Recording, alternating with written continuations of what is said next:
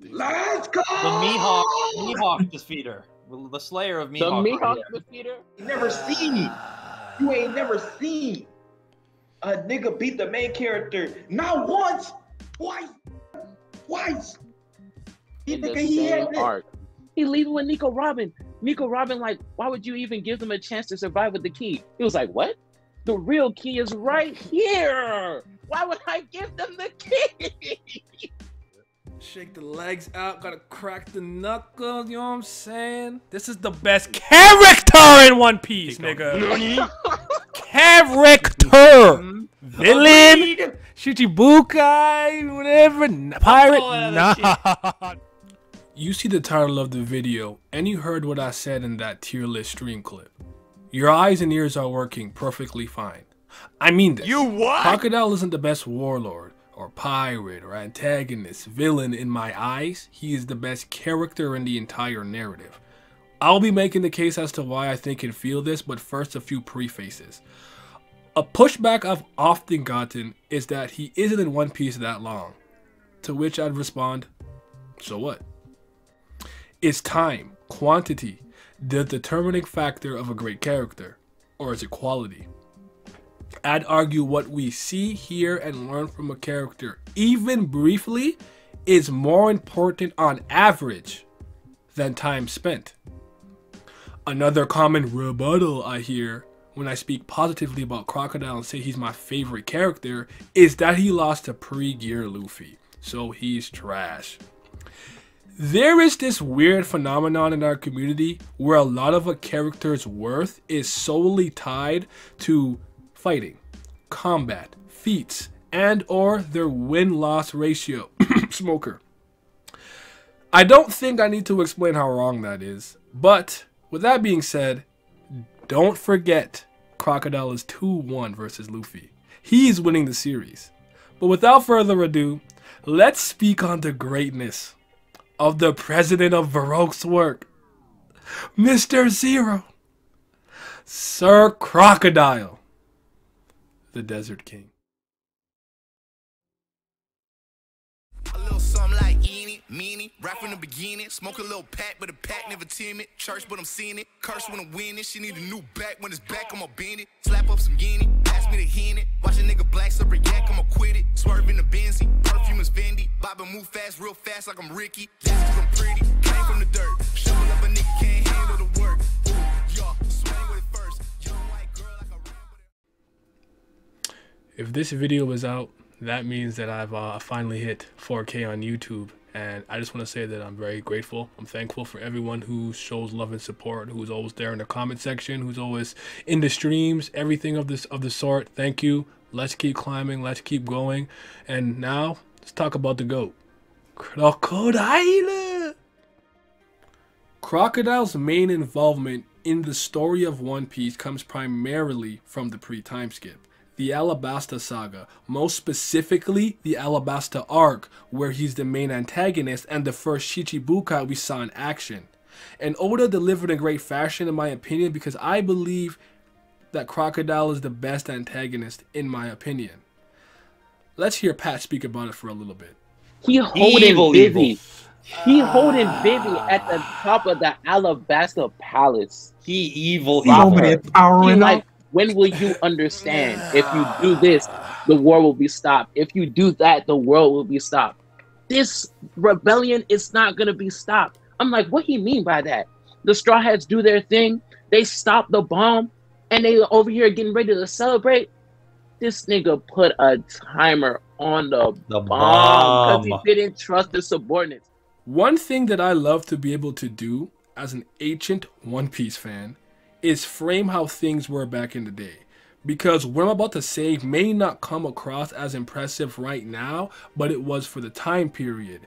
It's the very reason why I'm super appreciative of older gamers when they speak about gaming, when they can contextualize something like the arcade era. I was not alive for that. So when they talk about how gaming was in the mid-80s, going to put your little quarter in to play Pac-Man or whatever, or what have you, I really love that. It helps me understand more. We'll get there in a second.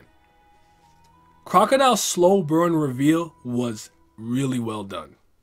I especially love that moment when Zoro was restless on top of that perverted crab and Sanji is talking about him not being able to sit still. He's restless because he believes Luffy could lose. Like, we have this small incremental build up to this guy, Crocodile, the first warlord of the sea that we're going to witness and experience.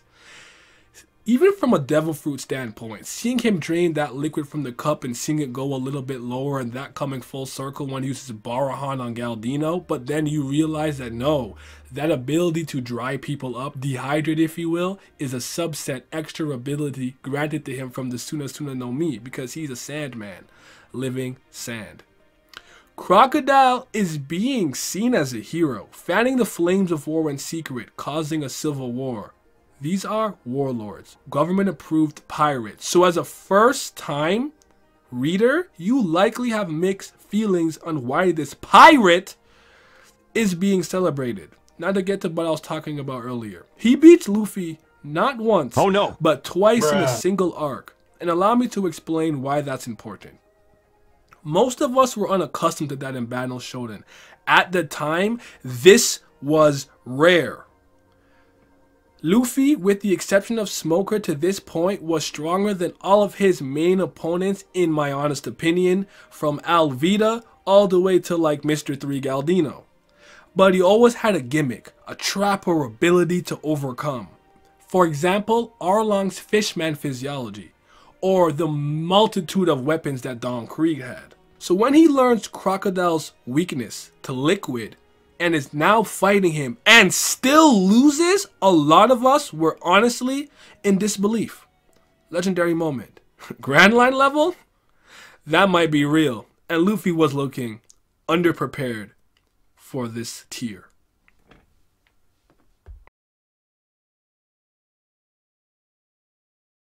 I would like to take this opportunity to speak on Crocodile's extremely low bounty because it's something that I think people think is laughable about him. But I see it like this. Whatever he accomplished so young, so early, so quickly was enough for the world government to say, we need him, that guy, right here, right now. I do think you can look at it as and be unimpressed, but I'm on the opposite end of the spectrum here because I do think the bounty, obviously within the narrative of One Piece, is how dangerous you are to the world government specifically, but I do think it can be misleading. I understand you looking at a bounty like Dofi's and seeing how high it is at the Chichibukai and being very impressed, but I can conversely look at Boa Hancock and be like, for your thing to be 80, get frozen, and they want you to be one of the worlds of the sea, I think that's equally as impressive. I think you could look at it differently depending on your point of view. Before I move on to my next point, I actually need to highlight the sheer genius of what Crocodile was trying to accomplish in Alabasta.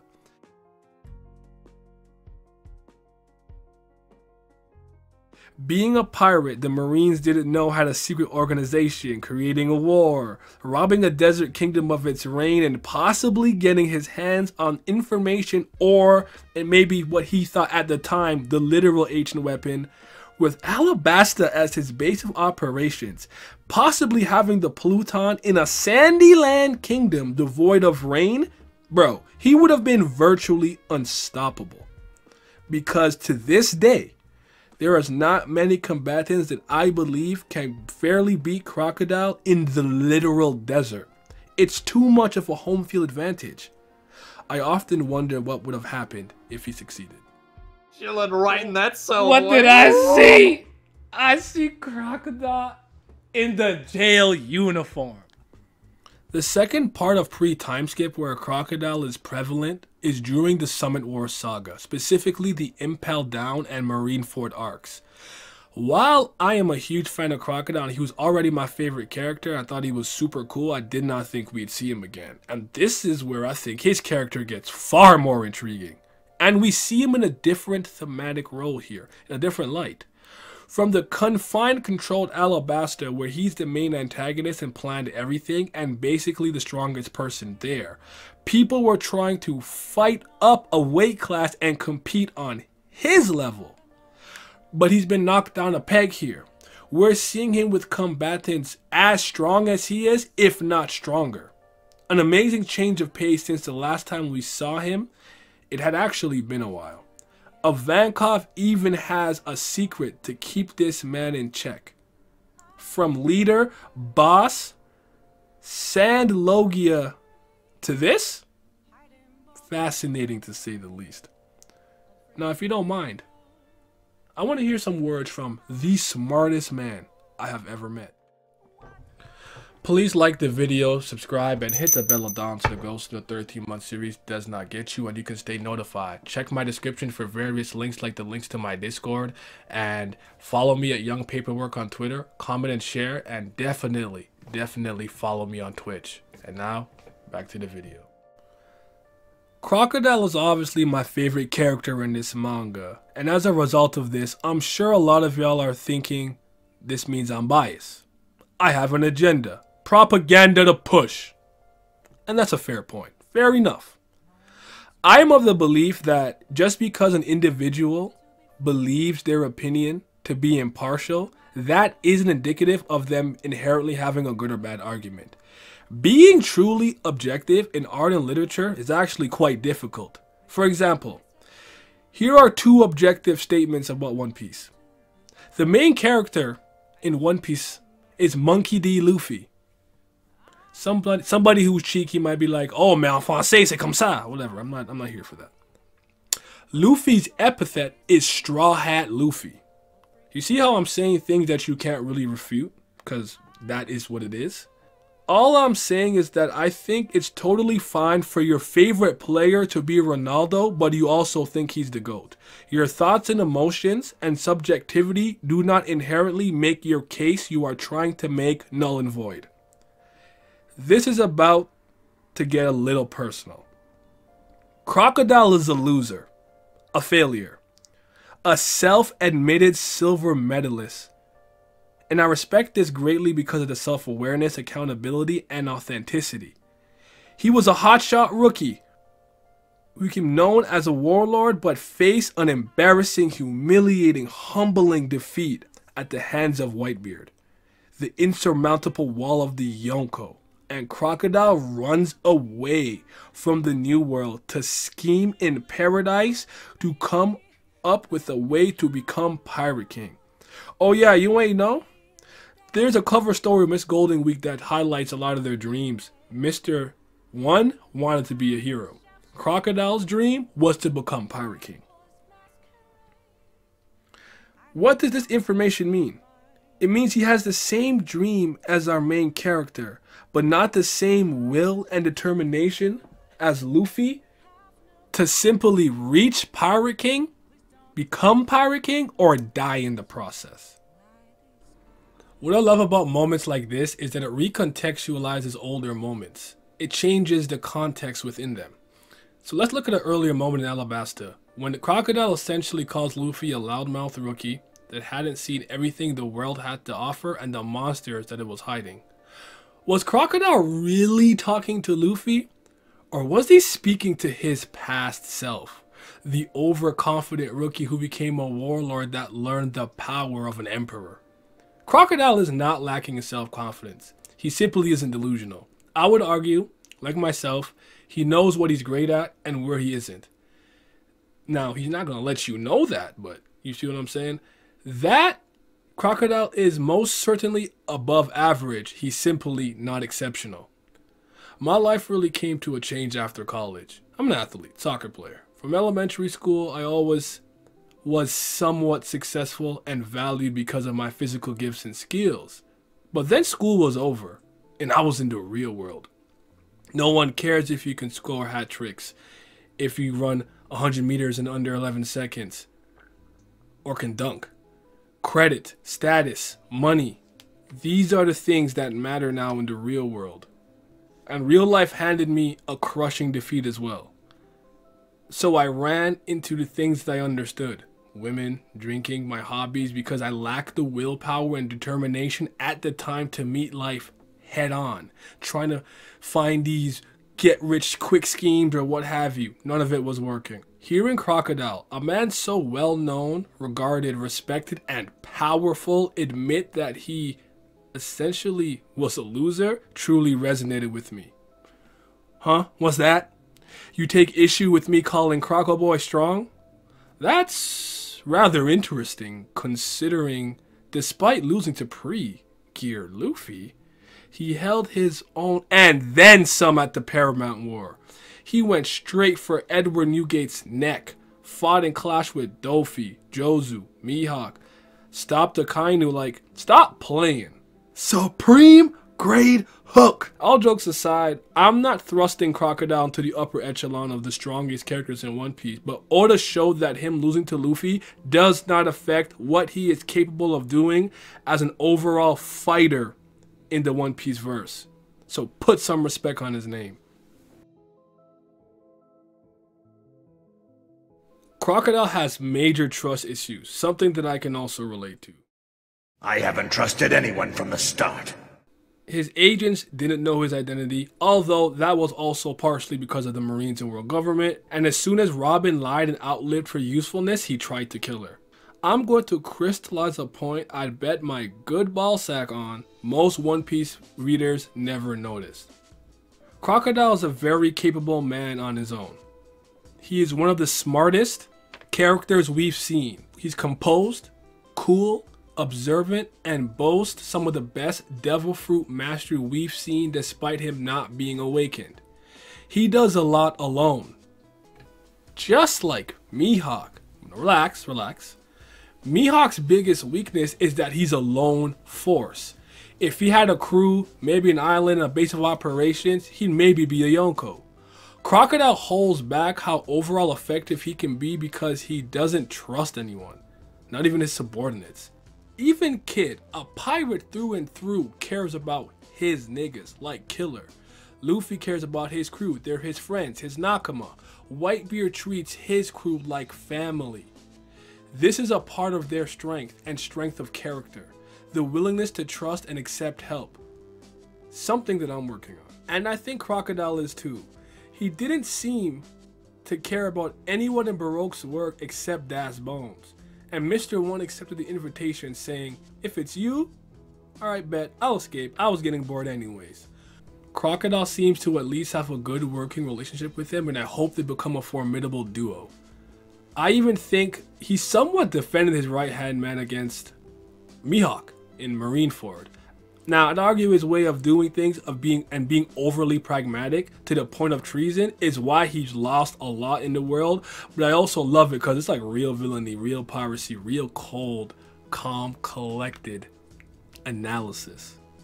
Pirates should not be trusted. So, the truth is that I have a lot of deep-rooted trust issues in the same vein as Crocodile. And in the same way that he will look down at somebody for trusting another person, especially very quickly, I've been guilty of that. Like, you don't know this person, you don't know them that well, why do you trust them so much? Like, I have done that multiple times through the course of my life. And as a result, there's a part of me that thinks opening up to somebody and kind of connecting with them is stupid. It's hard, and it's very difficult for me as a course of the way I live my life. I've been around a lot of distrust, betrayal, infidelity, cheating, toxic behavior, lying, all those type of things. So as a result of that, it makes it quite difficult for me to see anything else and not believe there might be an ulterior motive. So the same way that he needs to learn this lesson, and maybe he is with working with Das Bones, of course there's some other things you can attach to that, like him not escaping and blah blah blah, he's repaying his loyalty. It's something that I know I need to work on, and I know that I've had that looking down on, you know, teamwork and camaraderie attitude a lot of times in my life. But then I also think about anything that I've achieved as a unit, as a group, as a team with other like-minded individuals that I care about and who in turn care about me, and that has meant a lot more to me in the long run than anything that I accomplished just doing by myself. So I was a little personal, but yeah. So the same way that he could be learning this lesson, something I need to learn as well. This is probably one of the biggest reasons why I resonate with him so much as well, because it's not easy for me to do it. I don't play nice with others a lot of the times. I like to do group projects by myself. I like being alone. I'm kind of a lone wolf, but doing everything by yourself is difficult. Like even like handling just something as simple as this channel. I don't have an editor. I do it all by myself. I need an editor. So hopefully one day I'm big enough that I can employ one. You feel me? This video was not a recap. character analysis to that degree, or like how strong is Crocodile. I wanted to highlight the specific things that I believe make him fantastic as a character, fascinating as a character. And it's really an amalgamation of everything. Great design, he looks dope, drip, swag, smart as hell, has an extremely cool role in the story, great ability, a fantastic reintroduction, and a contradictory energy. Super rude and condescending, yet is a self-admitted second place man. Doesn't trust anyone, and that over-pragmatism led him to losing his title. Leaving Impel down to beat Shirohige, but putting that aside to not let the Marines win. This man is the best. The GOAT. The best! The best! The best! The best! The best! The best! The best! Listen.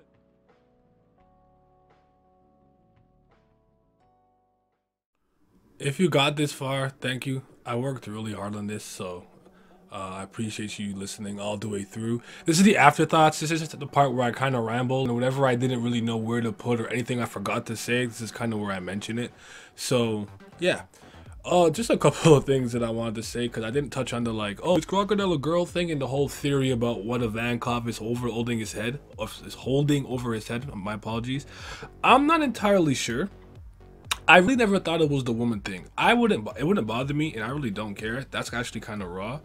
I always found that to be a red herring. It's too simple, because Ivankov is one that can kind of change your sex or gender. I'm sorry, I don't know.